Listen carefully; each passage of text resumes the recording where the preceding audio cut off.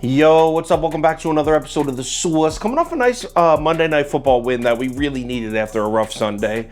We hit on the 49ers, which was dope. But it's Thursday Night Football already. We're cruising through this week here.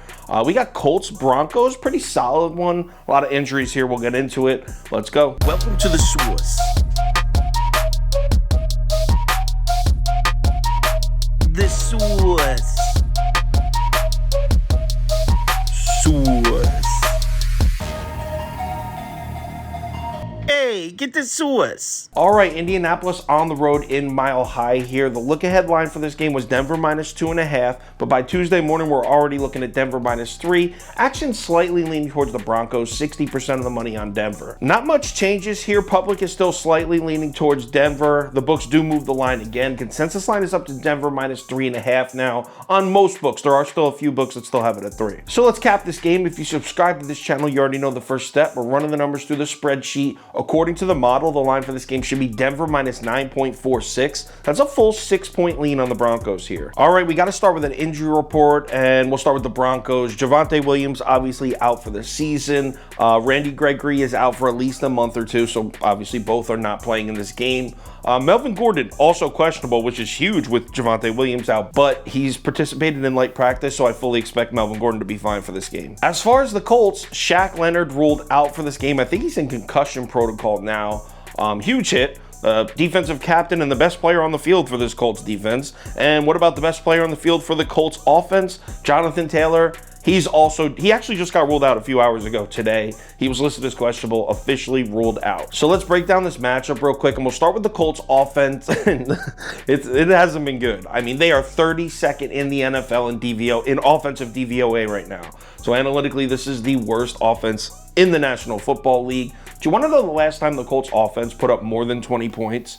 You have to go all the way back to Christmas night in Arizona. The Colts running game is just what running game? Honestly, what running game? The Colts rushed for just 38 total yards as a team against the Titans last weekend. It was their lowest rushing total since 2015. And the blame doesn't belong on Jonathan Taylor. In fact, I don't even think the blame belongs on the play calling here, which is another area of concern for the Colts. We'll get to that in a minute.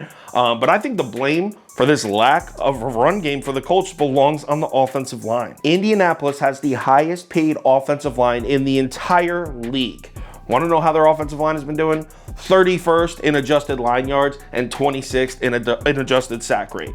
They're not creating any space in the run game, and they're not giving Matt Ryan any time. This line is just getting bullied week in and week out. Even Quentin Nelson's struggling. That's their guy. That's supposed to be the star of this Colts offensive line and one of the best players on their team. He's ranked just 18th in run blocking, 21st in pass blocking this season. So even their star guard isn't even in the top 15 amongst guards. Obviously, yes, Matt Ryan has been bad. I'm not trying to give him a pass here. And also the play calling is definitely under question. That's something they've been dealing with since last year.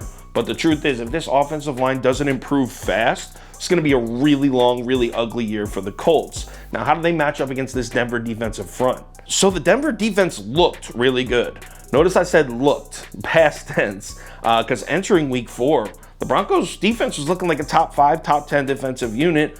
That trip to Vegas was awful. The Raiders ran the ball 38 times for 212 yards on the Broncos defense, completely gutted them in between the tackles. The Raiders didn't even need Derek Carr to beat the Broncos. And that might be a nice little spot to find some value because nobody's expecting the Colts to be able to run the ball on the Broncos defense. But you got a Broncos front 7 that just got bullied in the run game last week on just 3 days rest. I honestly could see this Colts offense being a little sneaky and being able to run the football a little here. Now, on the other side of the ball, this is where I see the value in the game, the Broncos offense. I know a lot of people are down on Denver's offense right now, and rightfully so. They're ranked just 24th in DVOA, so this offense has been by no means good. But Russell Wilson really showed us some signs of getting comfortable in that offense last week. Now, the numbers weren't crazy. He was 17 of 25, 237 yards and 2 touchdowns. Just okay numbers, nothing crazy.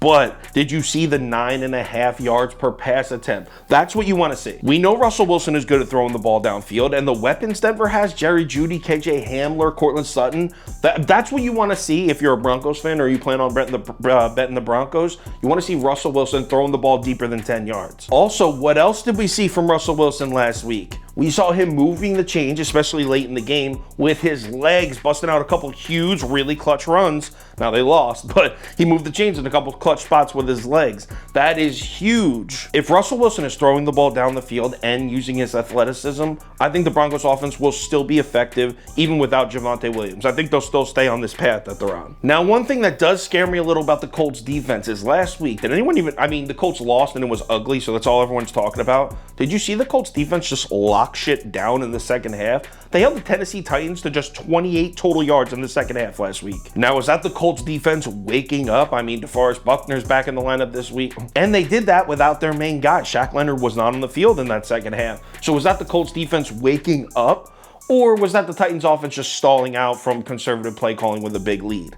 Kind of tough to say right now. Look, the truth is, I can't bet this Colts team right now on 3 days rest on the road in the thin air of Denver. I can't do it.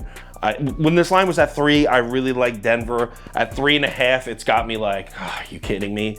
But I have to be on the Broncos here. I can't back the Colts and anything less than the touchdown. Give me Denver minus 3.5. Now, personally, I'm actually going to bet this game at 3 because I have access to books that still have it at 3. But on this show, I always give out the consensus line because it would be bullshit if I'm giving out a line that you're unable to even get. So if you're able to get it at Denver minus 3, take it. If you can't, I still like it at 3.5. If anything changes with this bet, I will let you know on Twitter, so give me a follow there if you're interested.